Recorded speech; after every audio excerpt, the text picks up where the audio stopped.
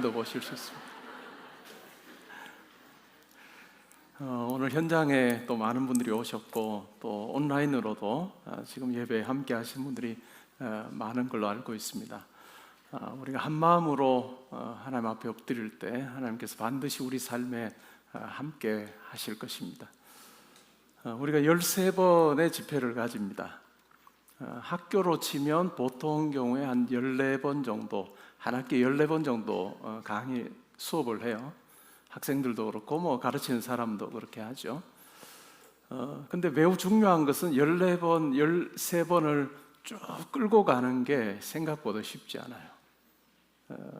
뭐 교수들의 입장에서 보면, 강사나 교수들의 경우를 보면 막 박사학위를 받고 한국에 들어온 분들에게 이제 강의를 맡기면 첫 번째, 두 번째, 세 번째 주까지는 기가 막히게 합니다. 근데 네 번째 주부터 가면 계속 반복이 돼요. 그래서 강의 평가를 이렇게 받아보면 처음에는 너무 좋았는데 나중에 가면서 좀 시들해졌다, 그런 강의 평가들이 꽤 있습니다. 그만큼 이렇게 13번, 14번을 끌고 가는 것은 굉장히 쉽지 않습니다. 그리고 기도원 300용사 올해가 15회입니다. 이 13번의 이 예배의 자리, 내가 어떻게 끌고 갈 것인가. 물론 저도 잘해야 되겠죠. 근데 여러분들도 내가 이 기도원 300용사 말씀과 기도 집회 이번 가을에는 정말 내가 하나님을 만나야 되겠다 하는 그 마음을 가지고 여러분들이 잘 이 13번의 이 집회를 여러분 스스로도 잘 관리할 때 우리 모두가 하나님의 일하심을 확실히 볼 거다 하는 확신이 저에게는 있습니다. 첫 시간부터 여러분들이 사모하는 마음 가지고 그렇게 함께 하시면 좋을 것 같습니다. 오늘 다메섹의 빛 가운데서 라고 하는 제목의 부제가 회심이 열어주는 새 시작이라고 하는 것입니다. 제가 목회자로 산 지가 30년이 조금 지났습니다. 그동안에 제가 배우는 것이 있다면 거의 모든 성도님들이 자기가 가진 신앙이 모자란다 이렇게 생각을 합니다. 내 신앙이 참 모자란다, 어딘가 부족한 것이 있다 이렇게 느끼며 사는 거죠. 근데 그런 느낌이 전혀 없다고 생각하는 분들은 저는 오히려 약간의 경계심이 생깁니다. 목사님, 저 신앙 아무 문제 없어요, 이런 분들이 오히려 더 저는 조심 좀 해야 되겠구나 이런 생각을 들기도 합니다. 교회 안에 보면 여러 서열이 있어요. 예를 들어서 기도를 오래 하는 분, 그리고 중보 기도의 리스트가 아주 긴 분, 그리고 아주 약하고 힘든 사람들 가까이서 이렇게 함께 하고 도와주는 그러한 분들, 이러한 분들의 경우는 굉장히 우리가 신앙생활하면서 참 보통 분이 아니구나 이런 생각을 우리가 하죠. 그런데 사람들이 가장 위축감을 느끼는 그런 서열 목록 가장 중요한 부분 중에 하나가 어떻게 예수님을 믿게 되었는가, 어떻게 예수님을 만나게 되었는가 하는 부분인 것 같아요. 여기에는 아주 노골적인 서열이 있습니다. 이런 그 서열에서 가장 윗부분에 해당하는 등급으로 나누는 가장 최상위 등급이 어떤 걸까요? 세상에서 아주 험하게 산 거예요. 악한 행동은 다 하고 살아서 사람들이 보기에 야, 저 사람 진짜 이렇게 손가락질을 당하다가 그냥 어느 날 벼락같이 하나님을 만난 거예요. 그리고 정신이 번쩍 들어서 내가 예수님을 인격적으로 만났다라고 고백하는 사람, 아마 이 서열 중에서 첫 번째 해당할 겁니다. 그 다음이 어떤 분일까요? 예수를 믿긴 했으나 아주 일탈한 삶을 살았다. 예수를 믿긴 했으나 어느 시점부터는 예수 떠나서 자기 마음대로 살았다가 하나님께서 자기를 부르셔서 내가 예수를 믿게 되고 회심하게 됐다라고 하는 분이 아마 그 아래일 거예요. 그리고 맨 아래는 어떨까요? 맨 아래는 그냥 어릴 적에 교회 조금 다녔고 또 음악을 좋아하다 보니까 가끔 교회 나가기도 했고 또 교회 신앙을 가지고 있는 사람과 결혼을 해서 또 뭐 도와줬으면 좋겠다, 한 마음으로 함께 했으면 좋겠다 하는 마음으로 다니다가 결국은 믿게 됐습니다 하는 사람들이 아마 맨 마지막에 당할 거예요. 드라마틱하지 않아요. 근데 우리는 회심이라고 하는 부분을 놓고 보면 드라마틱한 걸 원합니다. 이런 서열이 말해주는 것도 마찬가지죠. 드라마가 참 중요하다라고 하는 거죠. 한 번에 하나님을 만난 그 회심으로 모든 것이 다 바뀌기를 원하는, 그것이 어찌 보면 우리 성도님들의 마음에 있는 것 같습니다. 그래서 사도 바울, 오늘 우리가 읽었던 이 사도 바울의 회심 이야기는 모든 회심 이야기의 모체가 되는, 어머니처럼 그렇게 우리가 여기고 있는 부분입니다. 바울의 경우 어땠을까요? 사울이죠. 그 전에 이름은 초대교회의 가장 첫 번째 사람이었습니다. 공적 1호였죠.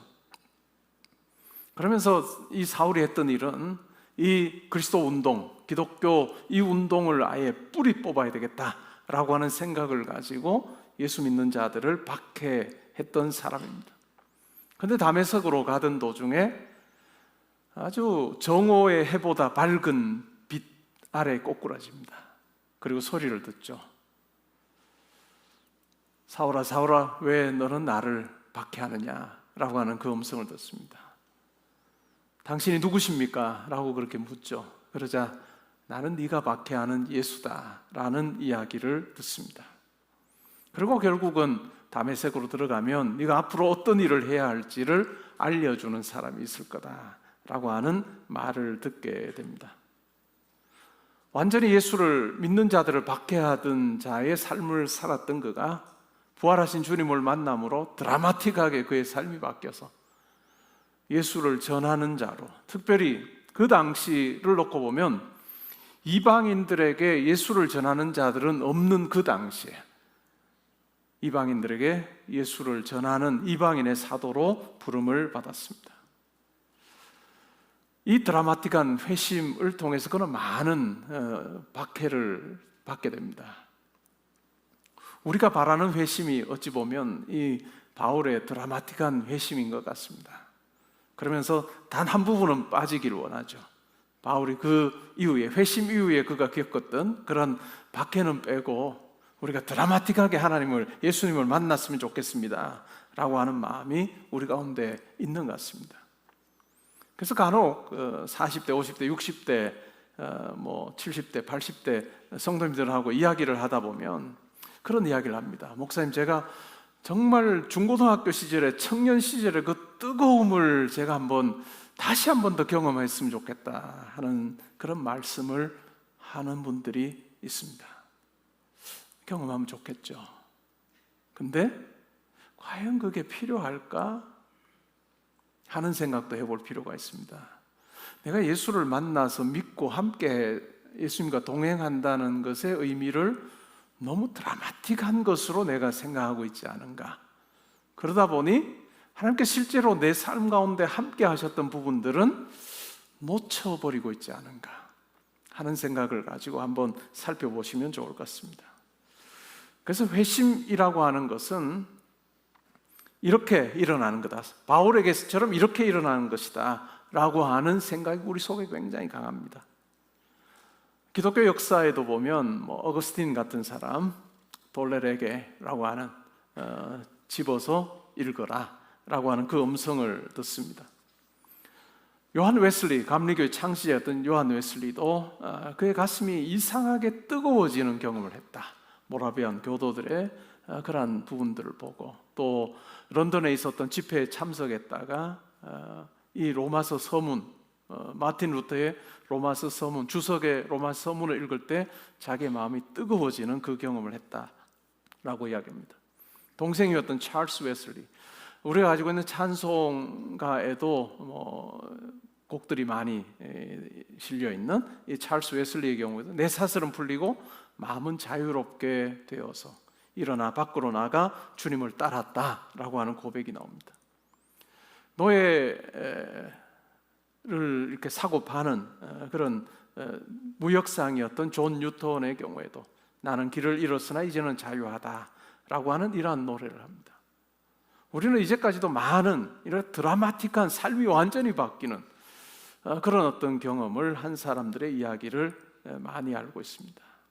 그리고 이러한 사람들의 어떤 그 회심이라고 하는 이것은 어찌 보면 우리가 읽었던 오늘 본문에 나오는 이 사도 바울의 이 회심 이야기의 악보를 변주하는 것처럼 그렇게 우리에게 다가오고 있습니다.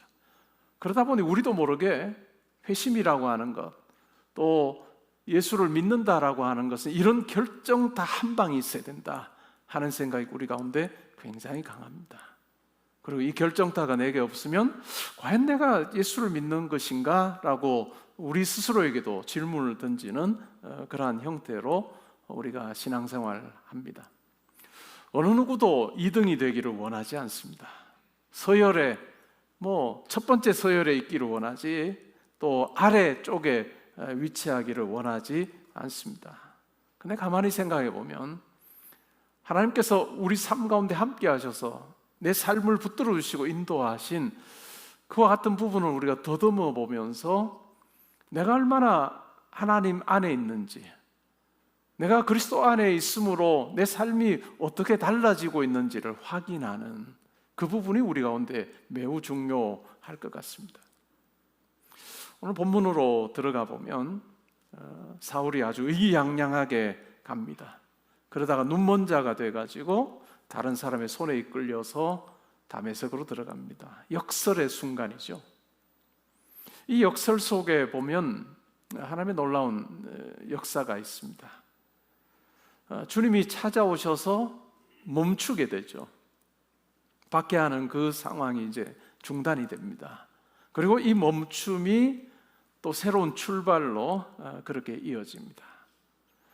아주 정오의 해보다 강한 빛에 의해서 일시적으로 사울이 실명을 합니다. 근데 이 일시적인 실명을 통해서 그는 오히려 비늘 같은 것이 벗겨지면서 새로운 자기의 삶에 대한 부분 또한 자기가 걸어가야 될 새로운 시력을 얻게 되는 그 같은 변화가 일어납니다. 그러면서 그의 삶 전체가, 인생의 항로 전체가 바뀌는 그 경험을 하게 되죠. 그런데 오늘 우리가 이 사울의 회심 이야기를 살펴보면서 똑같은 방식으로 우리 가운데 일어나진 않지만 어찌 보면 이 속에 원리가 담겨 있는 것 같습니다. 그 원리가 뭘까요? 주님이 먼저 찾아오셨다라고 하는 것입니다. 은혜의 주도권입니다. 사울이 주님을 찾기보다 주님께서 그를 찾아오셨다라고 하는 거죠. 주님을 박해하는, 예수 믿는 자들을 박해하는 이 사울을 먼저 찾아오셨다라고 하는 이것은 매우 중요한 부분입니다. 예수를 믿게 된 성도들의 삶을 보아도 그렇습니다. 이 선행 은혜라고 하는 것이 우리 모두에게 있습니다.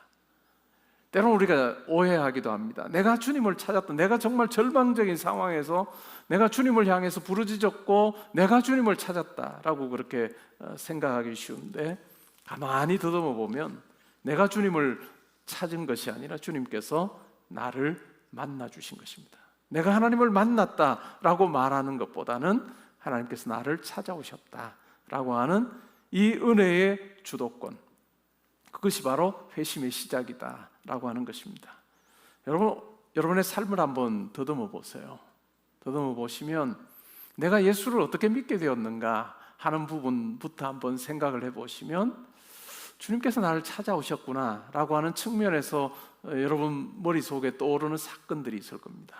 초등학교 시절에 친구의 권유를 통해서 내가 교회에 출석하게 되었다거나 뭐 여러 예들이 있을 텐데, 한번 그 부분을 주님께서 나를 찾아오신 이 선행 은혜라고 하는 측면에서 한번 살펴보시면 여러분의 회심의 시작이 거기에서부터 이루어졌다 하는 부분을 한번 잘 곰곰이 생각해 보시면 좋을 것 같습니다. 그 다음에 두 번째는 뭘까요? 빛 앞에서 드러난 진실입니다. 빛 앞에서 드러난 진실이에요. 다메섹을 향해 갈 때 이 사울은 의기양양합니다. 그러나 빛 앞에 꼬꾸러지죠. 낮아짐을 경험하게 됩니다. 이 낮아짐이 오히려 그에게는 힐링이 됩니다. 낮아짐이라고 하는 것이 그에게 힐링으로 작용하게 됩니다. 어찌 보면 자기 힘으로 살았던 사람이에요. 근데 다메섹으로 들어갈 때는 다른 사람의 손에 이끌려서 의존하는 것을 배우게 됩니다. 그리고 이제까지는 다 지시하는 삶을 살았어요. 다메섹으로 가는 공문을 제사장에게 받아와서 함께 가는 사람들을 거느리고 가서 이렇게 하라, 이렇게 체포하고 결박해서 예루살렘으로 데려가자라고 지시했던 사울이었습니다. 그러나 이제는 그가 기다림을 배우는 시간을 가지게 됩니다. 이것이 은혜가 주는 낮아짐입니다. 우리는 예수 그리스도의 은혜를 생각하면 항상 높아지고 더 좋아지고 이런 부분만 생각하는데, 때로는 우리를 낮아지게 하시는, 때로는 우리가 기다리게 하시는 그와 같은 부분이 이 회심 속에, 또 하나님이 함께 하심 속에 매우 중요한 그러한 요소로 자리 잡고 있다라고 하는 것입니다. 그리고 세 번째 우리 생각을 해보면, 주님을 만남으로 그의 삶이 완전히 새로운 어떤 여정이 시작이 됩니다. 내 지혜와 내 능력으로 살았던 그가 이제는 주님의 지혜와 주님의 능력으로 살게 되고, 나를 위해서 어찌 보면 많은 사람들에게 나를 드러내는 그런 어떤 그것이 자기의 삶의 목표였던 사람이 바뀌어서 하나님의 영광, 주님을 위해서 내가 산다라고 하는 고백으로 바뀌게 됩니다. 바울은 그런 고백을 하죠. 내가 그리스도를 아는 것이 가장 고상하다라고 하는 고백을 합니다. 그는 많은 지식을 소유했던 사람입니다. 그 당대의 최고의 율법학자였고 많은 사람들이 주목하는 그와 같은 기대주였습니다. 그러나 그러한 것들을 그는 자랑하지 않고, 내가 그리스도를 아는 이 지식이 가장 고상하기에 내가 다른 것은 다 배설물로 여긴다라고 그렇게 고백하고 있습니다. 그래서 자기 지혜에서 주님의 지혜로, 자기 능력에서 주님의 능력으로 바뀝니다. 나의 나된 것은 다 하나님의 은혜다라고 하는 고백을 합니다. 그러니까 삶이라고 하는 거, 은혜를 경험하고 나서의 바울을 보면 인생을 그냥 갈아 넣는 게 아닙니다. 자기의 것을 가지고 갈아 넣어 가지고 뭔가를 만들어내는 것이 아니고, 은혜 안에서 움직이는 수고라고 하는 것을 그는 배우게 됩니다. 갈아 넣어서 자기 인생을 만들어 가려는 사람이 얼마나 많은지 모릅니다. 이 시대에 그냥 갈아 넣는다는 말을 많이 하잖아요. 근데 그렇게 하면 반드시 탈진할 수밖에 없고 반드시 힘들어질 수밖에 없습니다. 그러나 우리의 경우는 우리 가운데 거하시는 주님을 만나게 되고 내 안에 역사하시는 성령님을 우리가 경험하게 될 때 갈아 넣는 삶이 아니고 은혜 안에서 움직이는 수고를 우리가 알게 될 때, 그때 비로소 우리 가운데 여유가 주어지고, 그때 비로소 우리가 성령님과 함께 춤추는 것처럼 신나는 삶이 우리 가운데 가능하게 된다라고 하는 것입니다. 그리고 자기 영광이 아니라 하나님의 영광, 주님의 영광을 위해서 그렇게 사는 이 변화된 삶이 우리 가운데 가능하게 되는 것입니다. 그렇게 보면 이 회심 이후의 성도의 삶이라고 하는 것은 내가 얼마나 꽉 붙잡느냐, 내가 얼마나 주님을 꽉 붙잡느냐가 아니고 얼마나 주님께서 나를 든든하게 붙잡아주고 계시는가라고 하는 것을 확인하는 것입니다. 내가 꽉 붙잡으면 이 생각을 가지고 우리가 신앙생활하면요, 롤러코스터 탈 수밖에 없습니다. 근데 주님이 나를 꽉 붙잡아 주신다, 든든히 붙잡아 주신다라고 하는 생각을 하면 우리의 삶이 때로는 여러 가지 어떤 변화들이 있다 할지라도 그러한 변화 속에서도 나를 붙들고 계시는 그 손을 놓지 아니하시는 주님을 우리가 분명히 바라보며 또 그분과 함께 걸어갈 때 우리의 삶에 요동침이 없고 요동함이 없고 주 안에서 주시는 이 평안과 여유를 우리는 경험하게 되는 것입니다. 내가 갈아 넣거나 아니면 내가 꽉 잡아야 된다고 생각하면 이 강박관념은 우리를 신앙생활에서도 너무너무 힘들게 합니다. 그러나 그것이 아니라 주님이 나를 붙들고 계신다라고 하는 생각을 가질 때 비로소 내가 갈아넣던 내 인생이 이제는 주님 안에서 쫙 내려놓을 때 내 안에 평안이 주어지고, 그렇다고 우리가 아무것도 안 하는 것이 아니라 그 안에서부터 다시 이제 시작하는, 그러면서 의지하며 나아갈 때 내 삶에 하나님께서 얼마나 세밀하게 간섭하시며 함께 하시는지를 경험하게 되는 그런, 어찌 보면 회심의 더 본질적인 그러한 삶을 우리가 살게 된다라고 하는 것입니다. 우리의 과거, 상처, 그것을 우리가 신앙 안에서 치유를 받습니다. 그리고 미래에 대한 불안 또한 믿음 안에서 해체되게 되죠.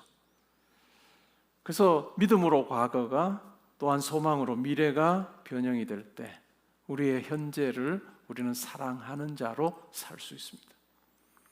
이것이 굉장히 큰 변화라고 할 수 있겠죠. 그리고 이러한 생각은 그냥 내 머릿속에만 존재하는 것이 아니라 실제 내 삶에서 작동하는 그러한 그 힘이 된다라고 하는 것을 경험하는 것이 참 중요합니다. 그리고 하나님께서는 우리를 창조하시고 또한 우리를 그리스도 안에서 부르시는 그때부터 우리 안에서 변화를 하나님께서는 꾀하고 계시고, 그 회심 속에 이미 변화하는 성품을 우리 가운데 허락해 주셨다라고 하는 것입니다. 그래서 우리의 신앙생활에 결국은 향해 나아가는 방향은, 우리가 성숙하는 방향은, 내가 기도를 많이 했더니 하나님께서 덜컥덜컥 막 큰 것 주셨다, 아니면 막 뒤집어지는 이런 은혜를 내게 주셨다라고 하는 이런 한 방이 아니라 우리의 삶을 더 찬찬히 들여다보게 하시는, 그래서 내가 지금 이전과 어떤 모습으로 내가 달라져서 내가 살고 있는지를 확인하게 하시는 것 같은 하나님의 인도하심을 우리가 보게 되는 부분이죠. 그래서 마침내 내 삶 가운데 역사하시는 하나님을 우리가 더 또렷이 보게 되는 부분입니다. 여러분 각자 한번 살펴보십시오. 오늘 제가 드렸던 이 말씀을 토대로 해서 여러분의 삶을 한번 쭉 살펴보십시오. 선행하는 은혜가 있었구나. 지금까지 내가 붙들었다고 생각했는데 실제로 보니 하나님께서 나를 붙들어 주셨고, 그때부터 하나님과의 관계가 시작이 됐구나. 그리고 때로는 내가 느끼지 못하고, 때로는 느낄 때 하나님께서 내 삶에 개입하셔서 여기까지 붙들어 주셨구나 라고 하는 것을 더듬어 보는 것은 참 중요할 것입니다. 우리가 기도원 300용사 말씀과 기도 집회를 할 때 항상 한 가지 기도 제목이라고 하는 것을 제가 말씀을 드립니다. 기도할 게 많죠. 근데 그 중에서 지금 이 상황에서, 이 시기에서 가장 내게 중요한 그 한 가지 기도 제목을 마음에 품고 기도하는 거예요. 여러분, 기도한다라고 하는 것도 천차만별입니다.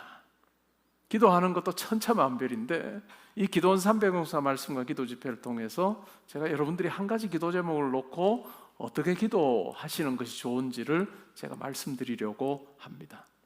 여러분이 아마 각자 제가 여러 차례 말씀드려서 2025년 제15회 기도원 300용사 말씀과 기도 집회 때 내 한 가지 기도 제목은 이것입니다, 아마 대체로 다 정하셨을 거예요. 근데 그 한 가지 기도 제목을 가지고 오늘 당장 이렇게 하나님 들어주십시오 하기 전에 정리할 일이 있습니다. 여러분, 씨를 뿌릴 때 어떻게 하죠? 그냥 아무데나 이렇게 뿌리지 않아요, 그죠? 밭에 씨를 심으려고 할 때 어떻게 하죠? 그 밭에 이렇게 흙을 이렇게 잘 다듬습니다. 안에 있는 돌도 꺼내고 뭐 다른 것들이 없도록 이렇게 밭을 잘 갈죠. 그리고 나서 씨를 뿌리든지 심든지 해야 잘 자라죠. 기도할 때도 마찬가지입니다. 기도할 때도 첫 번째 해야 되는 것은, 하나님 이 기도 들어주십시오. 그러니까 제가 볼 때는 성도님들이 많은 경우에 기도를 하긴 하시는데 이 선행 작업이 없다 보니까 그냥 정말 강렬하게 내가 기도를 하긴 하는데 어찌 보면 시작부터가 조금 잘못된 기도를 하는 경우들이 많습니다. 한 가지 기도 제목을 놓고 기도하실 때 이 밭을 가는 게 뭘까요? 내 삶을 쭉 돌아보면서 내 삶 가운데 함께 하신 하나님의 손길을 내가 더듬어 보는 거예요. 그냥 기도의 제목 한 가지 중요한 거 다 가지고 있겠죠. 근데 그것 가지고 하나님 이렇게 하면 뭐만 보일까요? 요 현재만 보이는 거예요. 내가 지금 기도해야 되는 이 일만 보이는 거예요. 그렇게 기도해서는 안 되고 어떻게 해야 될까요? 여러분의 삶에 함께 하셨던 하나님의 손길을 더듬어 보는 거예요. 더듬어 보며 어떤 생각이 들까요? 내가 내 힘으로 산 게 아니고 하나님께서 붙들어 주시는 삶이었구나 하는 것을 우리가 확인하는 거예요. 크고 작은 일들이 있었을 겁니다. 아주 분명하게 하나님께서 이 일 가운데 함께 하셨구나 라고 하는 생생한 체험들이 우리 성도님들 가운데 있을 거예요. 그거 없는 사람은 없습니다. 근데 어떻게 되죠? 잊어버리죠. 까먹어요. 까먹습니다. 그러니까 까먹지 말라는 거예요. 그걸 기억하라는 거예요. 그리고 이런 측면에서 여러분들의 삶을 쭉 돌아보면 어떨까요? 이전에는 내가 인식하지도 못했던 것인데 하나님께서 나를 붙들어 주셨구나 하는 고백을 하게 됩니다. 그래서 결국은 어떨까요? 내가 여기까지 오기까지 하나님께서 나 붙들어 주셨다.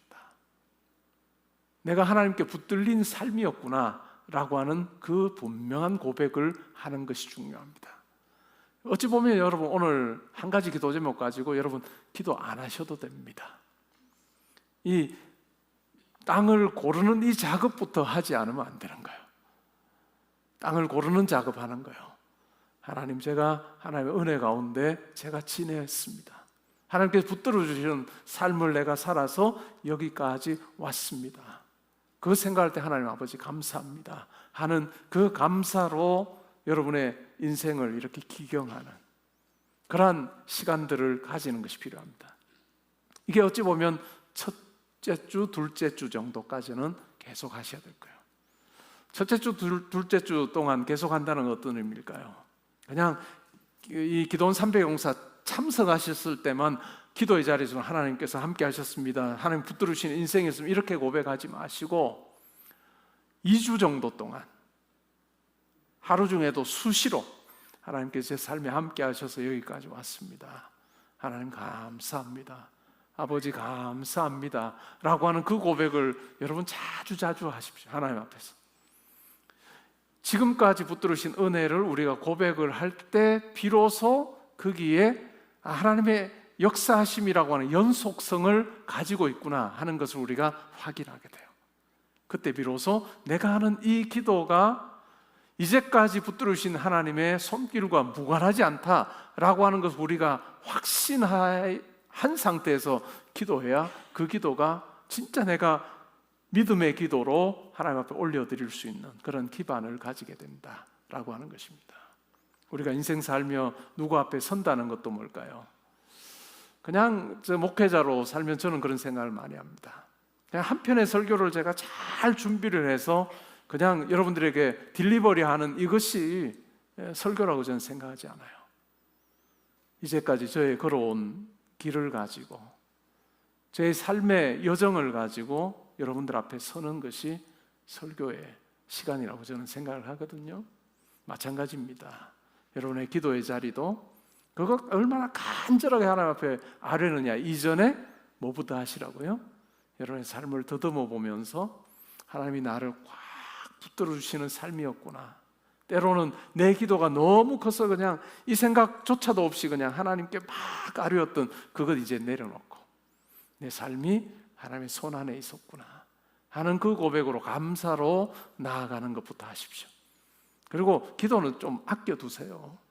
아껴두시고 한 2주는 그냥 하나님 감사합니다. 저는 우리가 하나님을 체험하는 매우 중요한 그것이 바로 하나님께 감사의 고백하는 거예요.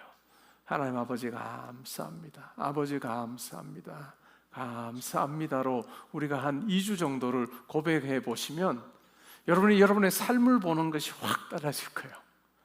그리고 그 다음부터 이제 어떻게 기도하시면 좋겠다, 뭐 뭐 물을 주기도 하고 영양분을 공급하기도 하고 하는 방식으로 해서 이게 씨가 나중에는 열매로 맺히잖아요. 기도도 마찬가지예요. 근데 이 작업 없이 그냥 바로 열매 맺히기를 막 하나님 앞에 떼쓰듯이 막 하고, 하나님 내 기도 안 들어주죠. 들어주는 게 이상하죠. 그러면 계속 떼만 쓰다가 갈 텐데, 떼 쓰다 갈 게 아니라 어떻게 해야 된다? 감사부터 시작하는 거다.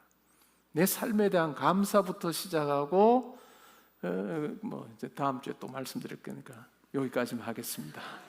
감사로 내 삶을 한번 정리해 보자. 그렇게 되면 하나님께서 나 붙들어 주셨다. 내가 그냥 동떨어져서 하나님과 멀리 떨어져 사는 것이 아니라 하나님께서 나 딱 붙들고 계시는 삶이다 하는 것을 우리가 확인을 하면 좋겠어요.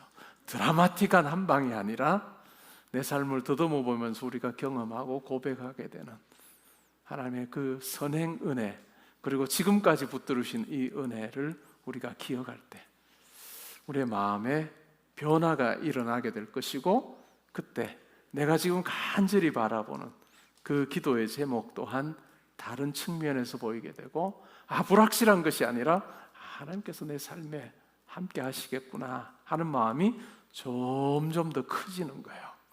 기도하면 할수록, 한 방을 기다리면 기도하면 할수록 낙심할 거예요. 근데 그게 아니라 하나님 앞에 감사로부터 시작해서 하나하나 가면 마음에 하나님께서 이 일 가운데 함께 하시겠구나 하는 확신으로, 그렇게 점점 우리의 기도가 그렇게 확신으로 가득하게 되는 이 경험을 우리가 하게 될 때, 우리 한 가지의 그 기도의 제목이 하나님께서 받으심직한 것이 되리라 믿습니다. 오늘 첫날 기도원 300영사 말씀과 기도 집회에 참석한 우리 모든 성도님들이 다시 오지 않을 2025년 이 가을이 기도 가운데 하나님 앞에 엎드림으로, 또 하나님을 우리가 묵상함으로 하나님께서 여러분 각자에게 귀한 열매로 정말 선물을 허락하여 주시는 것을 경험하는 귀한 가을 될 수 있기를 주님의 이름으로 축복합니다.